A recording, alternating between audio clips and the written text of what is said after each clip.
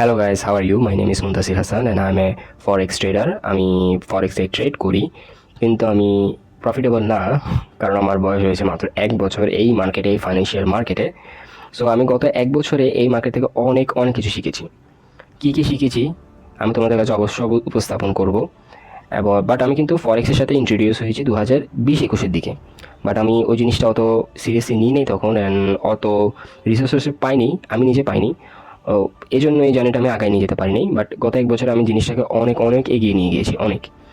So অবশ্যই profitable হওয়া তো এত ইজি না এই জায়গায়, প্রফিটেবল হতে সময় লাগে। অ্যান্ড কী কী করছি আমি প্রফিটেবল হওয়ার জন্য আমি তোমাদের কাছে অবশ্যই শেয়ার করব। সো আজকে একদম বেসিক থেকেই শুরু করব। ফরেক্স জিনিসটা কি আসলে? ফরেক্সের আরেকটা নাম হচ্ছে ফরেন এক্সচেঞ্জ। এই মার্কেটে একদিনে প্রায় $9.6 ট্রিলিয়ন লেনদেন হয়ে থাকে, যেটি সর্ববৃহত্তর মার্কেট। এখন যখন ট্রেডিং নিয়ে কথা আছে এই জায়গায়, এটা আমরা একটু ভেঙে শিখবো। আসল জেনে নেওয়া যাক। মনে করো তুমি বাংলাদেশে থাকো, তোমার কারেন্সি টাকা। তুমি আমেরিকাতে ঘুরতে যেতে চাও, আমেরিকার কারেন্সি ডলার। সো তোমার থেকে কিনতে হবে ডলার। তুমি আজকের রেট অনুযায়ী তুমি 90 টাকা ধরে $1 কিনেছো। তুমি আমেরিকায় গিয়ে ঘুরেও চলে আসলে, এখন তোমার কাছে কিছু ডলার বেঁচে গেল। তুমি আজকের রেট অনুযায়ী 90 টাকা দিয়ে $1 কিনেছো। তুমি যদি 1 বছর পরে ওসব ডলার বিক্রি করো, তুমি পাচ্ছ 95 টাকা। এই 5 টাকাটা বাড়লো কই থেকে, কেমনে বেড়েছে, কারা বাড়িয়েছে? এটাই মূলত ফরেক্স ট্রেডিংয়ের অংশ। ফরেক্সে লেনদেনের মাধ্যমে, ফরেক্স এক্সচেঞ্জের মাধ্যমে এই 5 টাকাটা বেড়েছে গত 1 বছরের ব্যবধানে।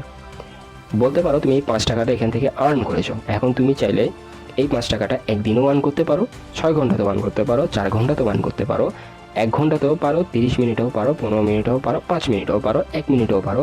এটাই মূলত ফরেক্স ট্রেডিং।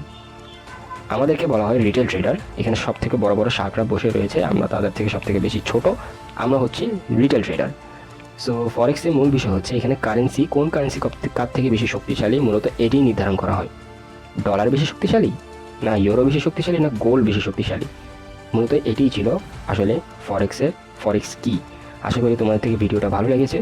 তোমার থেকে ভালো লাগলে অবশ্যই আমার ভিডিওতে একটা লাইক দিবে, কমেন্ট করবে কী কী নিয়ে তোমরা জানতে চাও, আরও কী কী নিয়ে ভিডিও বানালে তোমাদের উপকার হবে। অবশ্যই আমার চ্যানেলটা সাবস্ক্রাইব করে দিবে। Thank you so much.